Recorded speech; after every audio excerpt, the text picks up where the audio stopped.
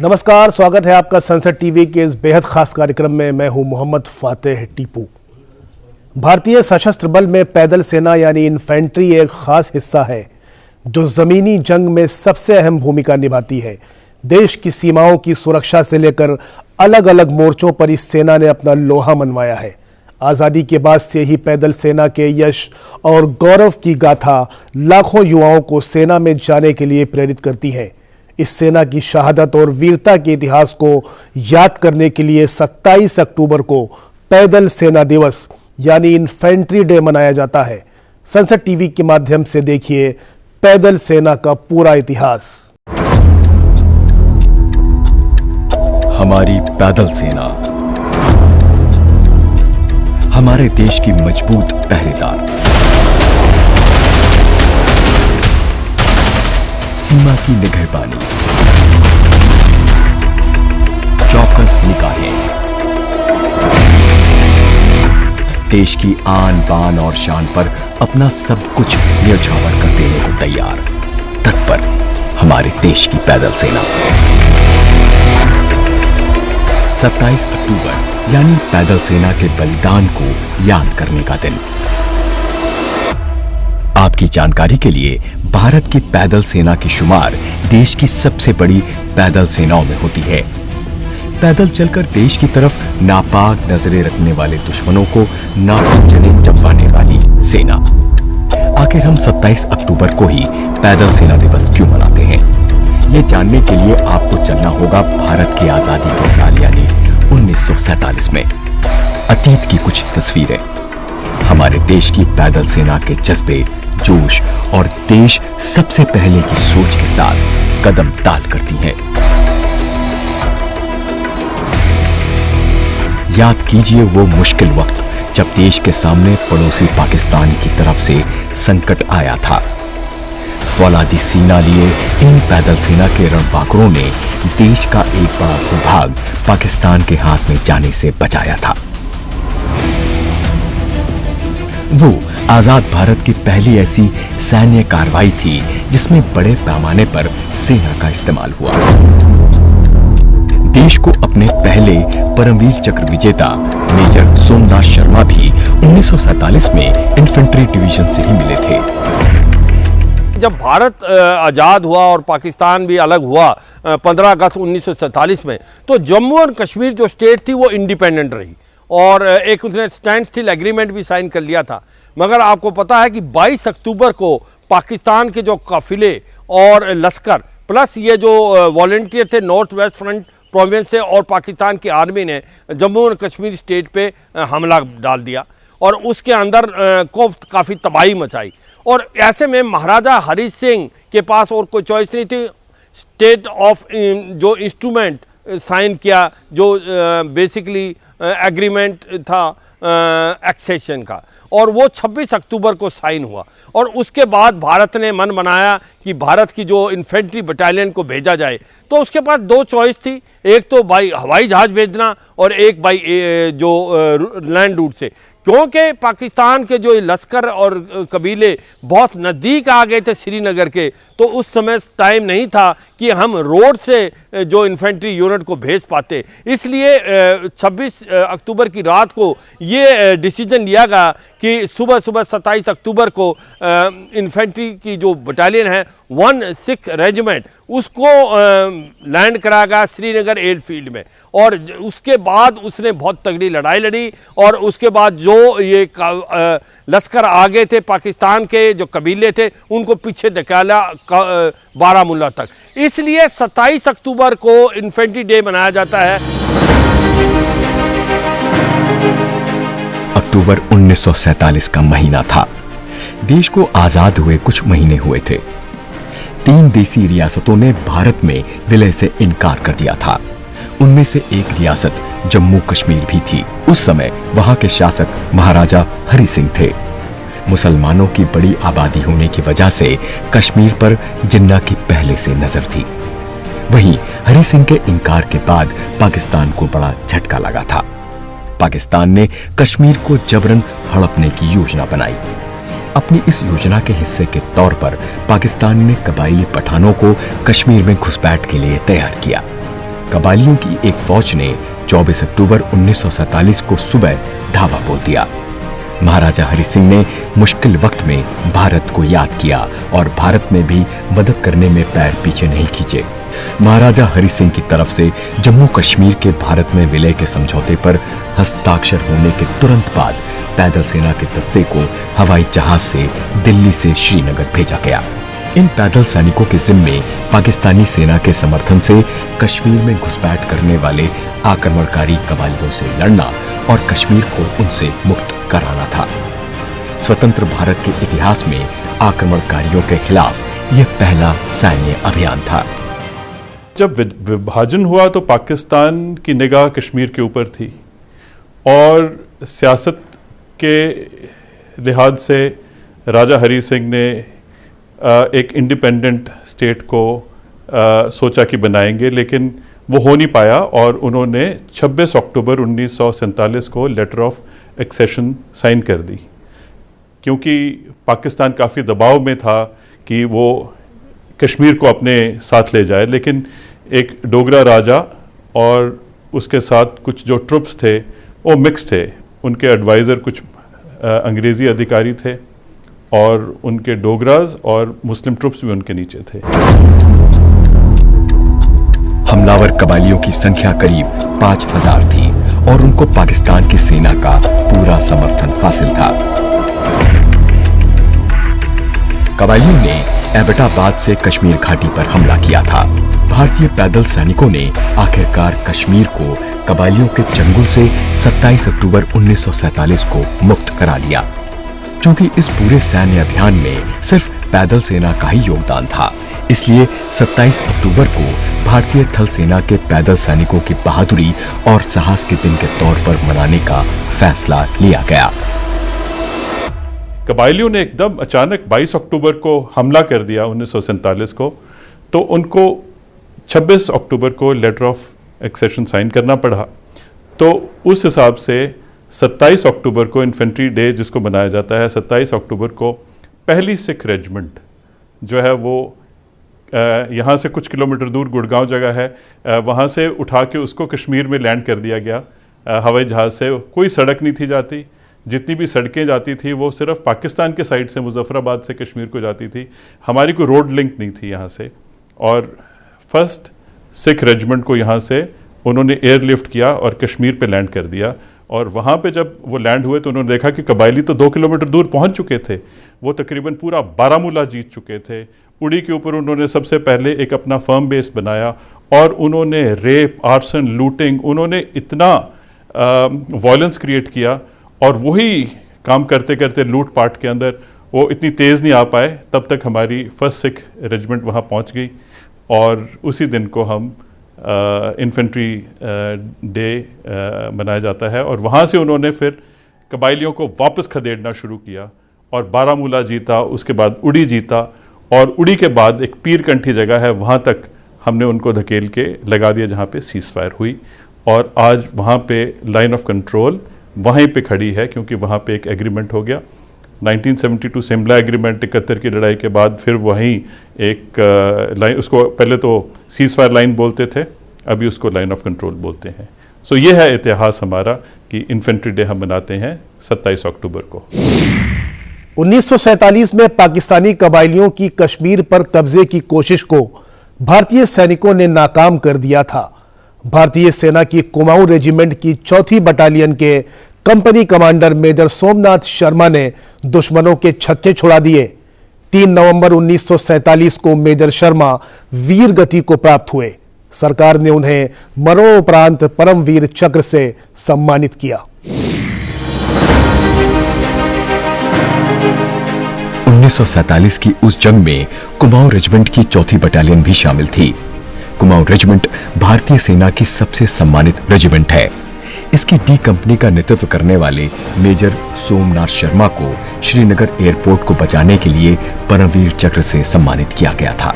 यानी मेजर शर्मा मरणोपरांत भारत के पहले परमवीर चक्र विजेता बने। पैदल सेना भारतीय थल सेना की रीढ़ की हड्डी के समान है। इसको क्वीन ऑफ द बैटल यानी युद्ध की रानी कहा जाता है। सच्चाई यह है कि जब फर्स्ट सिख रेजिमेंट को लैंड किया गया, सिचुएशन बहुत ख़राब थी। उस समय पाकिस्तान के जो कबीले और लश्कर ये आगे बढ़ते जा रहे थे, श्रीनगर की एयरफील्ड तक वो आ चुके थे और उसमें ऐसा लग रहा था कि अगर श्रीनगर की एयरफील्ड जो है वो भी ये लश्कर ने ले ली तो फिर बड़ा मुश्किल होगा। मगर जो फर्स्ट सिख रेजिमेंट जब आई उसके बाद तख्ता बदल गया, वो बहुत ज़बरदस्त लड़ी और इनको पीछे दे के ला। और उसके बाद जो थी जो लड़ाई बढ़ती गई और लड़ाई में फोर्ट कुमाऊं को भी जो एक प्रकार से दाखिल हुई। फोर्ट कुमाऊं के जो मेजर सोमनाथ थे वो बहुत ज़बरदस्त लड़े और पाकिस्तान के साथ लड़ते लड़ते वो शहीद हुए थे और उनको पहला परमवीर चक्र मिला था वहाँ। और फोर्थ जो कुमाऊं की यूनिट है उसने बहुत अच्छा काम किया था, इसमें कोई शक नहीं कि किस प्रकार से ये जो उनके वेव्स आफ्टर वेव्स आ रही थी, जो कबीले आगे बढ़ रहे थे, वो जो कार्रवाई कर रहे थे वो भी महसूस करना चाहिए। उस समय वो लूट रहे थे, उस समय वो रेप कर रहे थे, उस समय वो ह्यूमन राइट वायलेशन कर रहे थे। उस समय जब भारत की फौज थी, जो फर्स्ट सिख रेजिमेंट और फिर फोर्ट कुमाऊं रेजिमेंट जो थी वो बहुत ज़बरदस्त लड़ी और इनको बहुत पीछे धकेल दिया। और ऐसे में मेजर सोमनाथ की जो कंपनी थी फोर्ट कुमाऊं की, उन्होंने बहुत अच्छा काम किया। पैदल सेना या इन्फेंट्री भारतीय सशस्त्र बलों का एक अहम अंग है। देश की सुरक्षा में पैदल सेना का अहम योगदान है।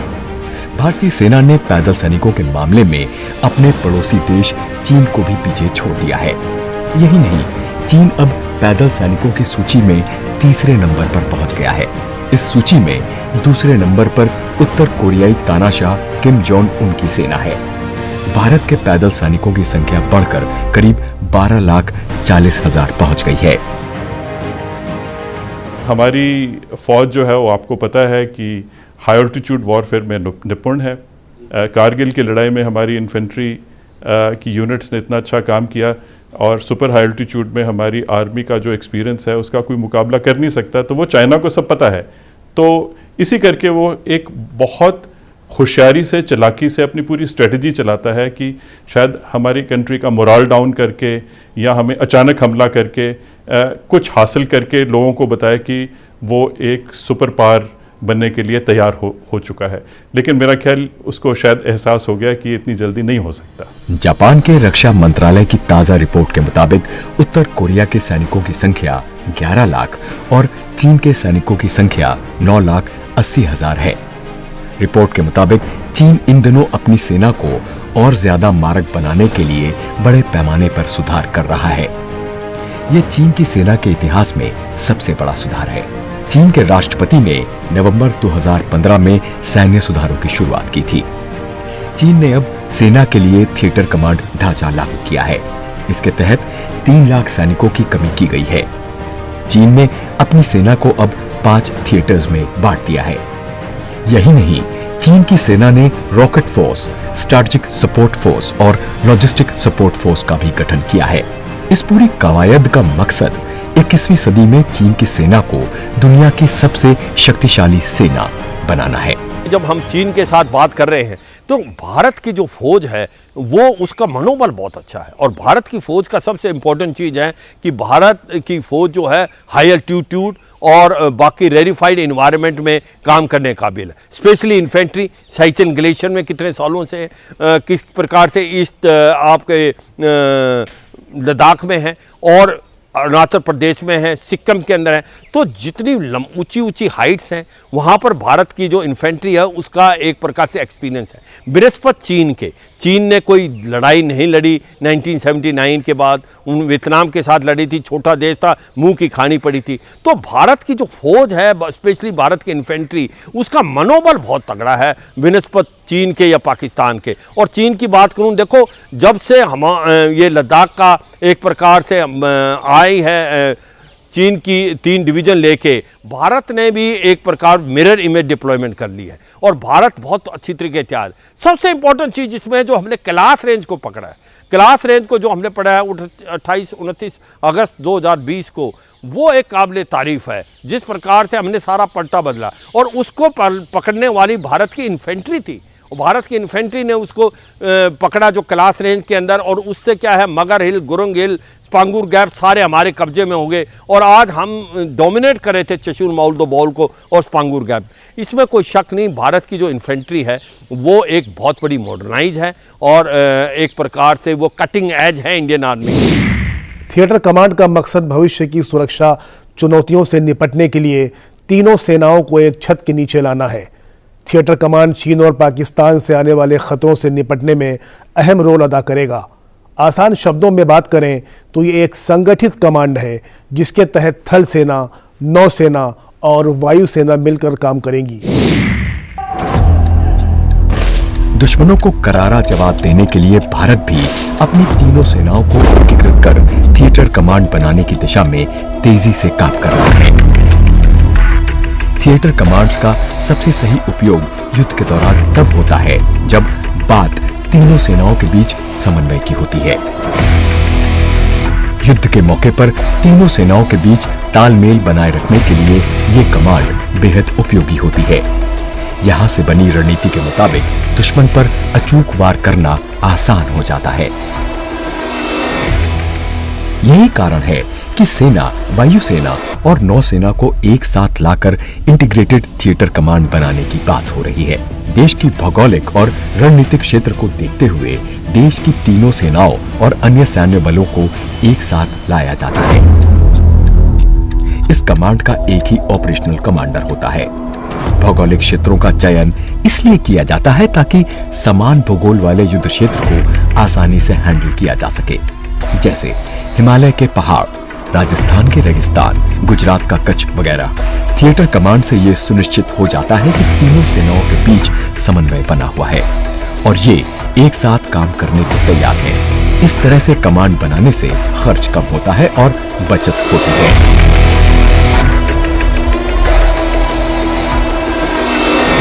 आजकल की जो लड़ाई है वो आधुनिक लड़ाई है। साइबर वॉर, स्पेस वॉर और आर्मी, नेवी, एयरफोर्स तीनों का मिलजुल के एक जितनी देर तक हम इंटीग्रेटेड थिएटर्स नहीं बनाते तो शायद हमें आगे चल के थोड़ी मुश्किल होगी। तो इंटीग्रेटेड का मतलब ये है कि हम जितने भी आर्मी, नेवी, एयरफोर्स और स्ट्रेटजिक फोर्सेस हैं और ख़ास करके बाकी जितने भी युद्ध में शामिल होने वाले एलिमेंट्स हैं, ये सबको एक कमांड के नीचे लाया जाए ताकि वो हमेशा लड़ाई के लिए तैयार रहें और एट शॉर्ट नोटिस वो लड़ाई के लिए कंट्री को डिफेंड भी कर सकें, और अगर कोई ऑफेंसिव एक्शन लेना है तो उसकी भी प्लानिंग वो थिएटर के अंदर ही हो जाएगी। अभी देश में सिर्फ एक थिएटर कमांड है। इसकी स्थापना वर्ष 2001 में अंडमान निकोबार में की गई थी। वैसे देश में वर्तमान में तीनों सेनाओं के अलग अलग 17 कमांड्स हैं। 7 थल सेना के पास, 7 वायुसेना के पास और 3 नौसेना के पास। इसके अलावा एक स्ट्रैटेजिक फोर्सेस कमांड है जो परमाणु शस्त्रागार को सुरक्षा देता है और उसे संभालता है। इसकी स्थापना वर्ष 2003 में की गई थी। जब तक आपका आर्मी, एयरफोर्स, नेवी तीनों सिनर्जी नहीं आएगी, एक प्रकार कॉम्बैट इफेक्टिवनेस नहीं आएगी। अभी देखें इसमें सच्चाई है, 2 ही जगह हैं जहां पर वो सिनर्जी है। एक तो है अंडमान निकोबार कमांड, वो है जिसके अंदर आपको पता है ये अंडमान निकोबार में है, इसमें आर्मी, एयरफोर्स, नेवी तीनों मिलके लड़ रहे हैं। और इसी प्रकार स्ट्रेटजिक फोर्स कमांड है जिसके अंदर आपके सबसे आधुनिक न्यूक्लियर हथियार भी उसके नीचे हैं, आपके स्ट्रेटेजिक वेपन भी उसके नीचे हैं। मगर अभी समय आ गया है कि आप पूरे की पूरी इंडिया को थिएटर में बांटें और आप आर्मी, एयरफोर्स और नेवी की सिनर्जी करें, एक इनका ओवरऑल कमांडर बनाएं आर्मी, एयरफोर्स, नेवी का, देखते हुए कि सबसे ज़्यादा थ्रेट कहाँ है और आने वाला जो लड़ाई है वो इकट्ठे मिलकर लड़ी जाए, एक मॉडर्नाइज तरीके से लड़ी जाए। तो इसलिए थिएटराइजेशन होना बहुत ज़रूरी है। विश्व की चौथी सबसे ताकतवर भारतीय सेना के पास सबसे अधिक टैंक और सबसे अधिक लड़ाकू विमान है, लेकिन इस सबसे बढ़कर है सेना का मनोबल, जो हमेशा हर युद्ध की चुनौतियों का सामना साहस और पराक्रम के साथ करता है। अभी देश में करीब 15 लाख सशक्त सैन्य बल हैं। इन्हें संगठित और एकजुट करने के लिए थिएटर कमांड की जरूरत है। एक साथ कमांड लाने पर सैन्य बलों के आधुनिकीकरण का खर्च कम हो जाएगा। किसी भी आधुनिक तकनीक का प्रयोग सिर्फ एक ही सेना नहीं करेगी, बल्कि उस कमांड के अंदर आने वाले सभी सैन्य बलों को उसका फायदा मिलेगा। देश में अभी 17 सिंगल कमांड्स हैं। रक्षा सूत्रों की माने तो इन सिंगल कमांड्स को मिलाकर कम से कम 4 या 6 थिएटर कमांड्स बनाए जा सकते हैं। ये संभावित कमांड्स हो सकते हैं: पश्चिमी थिएटर कमांड, उत्तरी थिएटर कमांड, पूर्वी थिएटर कमांड, दक्षिणी theatre command, aerospace theatre command और logistics theatre command. Bharat theatrisation की तरफ बढ़ रहा है और अभी आपको पता है भारत के अंदर जो हैं 7 डिवीज़न, 7 कॉम्बैट कमांड आपकी आर्मी में हैं, 7 एयरफोर्स में और 3 जो हैं वो आपकी नेवी में हैं, वो 17 हैं। अब वो घट के करीब करीब 4 रह जाएंगी। 2 तो आपकी जो बेसिकली आर्मी की होंगी, नॉर्थ और वेस्टर्न वाली, और एक होगी आपकी एयर डिफेंस जो एयरफोर्स संभालेगा, एक होगी मैरीटाइम जो नेवी देखेगा, जो चाहे ईस्टर्न नेवल कमांड और वेस्टर्न नेवल कमांड को मिला के की जाएगी। अब सोच विचार किया गया कि जितने भी आधुनिक आर्मियां हैं उन्होंने थिएटराइजेशन कर लिया है, और जैसे आपने ठीक बोला कि चीन भी इसकी तरफ बढ़ता जा रहा है और चीन ने कर लिया थिएटराइजेशन। अब समय आ गया कि भारत की जो है अपनी फौज को मॉडर्नाइज करे, इक्विप करे, अच्छा छोटा करे और थिएटराइजेशन की तरफ जाए। तो ये मेरे को लगता है कि आने वाले अगले 2-3 साल में भारत की जो फौज है वो थिएटराइजेशन की तरफ बढ़ रही है। और ये अभी जो नए CDS आए हैं, जनरल चौहान, उन्होंने भी बार बार इसको बताया है। मुझे लगता है थिएटराइजेशन होने से भारत की जो कॉम्बैट पावर है, जो सिनर्जी है आर्मी एयरफोर्स नेवी में, वो बढ़ेगी और वो बहुत ज़रूरी है आने वाले लड़ाई में, क्योंकि आपको मॉडर्न हथियार के साथ आपको सिनर्जी चाहिए आर्मी एयरफोर्स नेवी में, और आपको थिएटर कमांड चाहिए। अमेरिका में भी अभी कुल मिलाकर 11 थिएटर कमांड्स हैं। इनमें से 6 पूरी दुनिया को कवर करते हैं। वहीं चीन के पास भी 5 थिएटर कमांड्स हैं। चीन भारत को अपने पश्चिमी थिएटर कमांड के जरिए हैंडल करता है। इसी कमांड के माध्यम से वो भारत चीन सीमा पर निगरानी रखता है। ग्लोबल फायर पावर ने दुनिया की सैन्य ताकतों की एक लिस्ट जारी की है। ग्लोबल फायर पावर ने अपनी इस लिस्ट को तैयार करने के लिए करीब 25 तथ्यों के आधार पर दुनिया के सैन्य ताकतों का तुलनात्मक अध्ययन किया है। आइए जानते हैं दुनिया की 5 सैन्य शक्तियों के बारे में। ग्लोबल फायर पावर के लिस्ट के मुताबिक पहले पायदान पर अमेरिका है, जो दुनिया का सबसे शक्तिशाली देश है। इस लिस्ट में अमेरिका को सैनिकों की क्षमता के आधार पर 0.0453 पॉइंट मिले हैं। अमेरिका के पास 14 लाख से ज्यादा सक्रिय सैनिक हैं। इसके साथ ही रिपोर्ट में बताया गया है कि बीते साल 2020 में अमेरिका ने अपने सुरक्षा बजट पर $700 बिलियन खर्च किए थे। इस लिस्ट में दुनिया का दूसरा सबसे शक्तिशाली देश रूस है। रूस का पावर इंडेक्स 0.0501 है। रूस का रक्षा बजट $46 अरब है। रूस के पास 8,50,000 सक्रिय सैनिक हैं। इसके अलावा रूस के पास 772 लड़ाकू विमानों के साथ 4100 से अधिक विमान है। ग्लोबल फायर पावर लिस्ट में चीन 0.0511 पावर इंडेक्स के साथ दुनिया का तीसरा शक्तिशाली देश है। चीन का रक्षा बजट लगभग $209 अरब है। चीन के पास 20 लाख से ज्यादा सक्रिय सैनिक है। दुनिया में चीन एक ऐसा देश है जहां सैनिकों से सबसे ज्यादा काम लिया जाता है। इस लिस्ट में भारत 0.0970 के साथ चौथे स्थान पर है। इसके पास 14 लाख से ज्यादा सक्रिय सैनिक हैं। इसमें सेना के तीनों अंगों के सैनिकों की संख्या शामिल है। हालांकि चीन पावर इंडेक्स में भारत से भले ही आगे हो, लेकिन कई ऐसे मोर्चे हैं जहां भारत ने चीन को पीछे छोड़ दिया है। आपको जानकर गर्व होगा कि भारत के पास दुनिया की दूसरी सबसे बड़ी पैरामिलिट्री है। भारत का वर्तमान रक्षा बजट करीब 5.25 लाख करोड़ का है। इस लिस्ट में जापान का पावर इंडेक्स 0.1195 है और इसी के साथ जापान 5वें पायदान पर है। जापान की सेना में 2 लाख से ज्यादा सैनिक हैं। जापान एक शांति प्रिय देश है। इसके संविधान के अनुसार किसी भी वैश्विक मामले को सुलझाने में शांति और बातचीत सबसे अच्छा विकल्प है। 1945 में अमेरिका के परमाणु हमले के बाद यहाँ युद्ध को विनाश का कारण माना जाता है। फिलहाल इस कार्यक्रम में इतना ही। मुझे दीजिए मेरी पूरी टीम के साथ इजाजत। देखते रहिए संसद टीवी।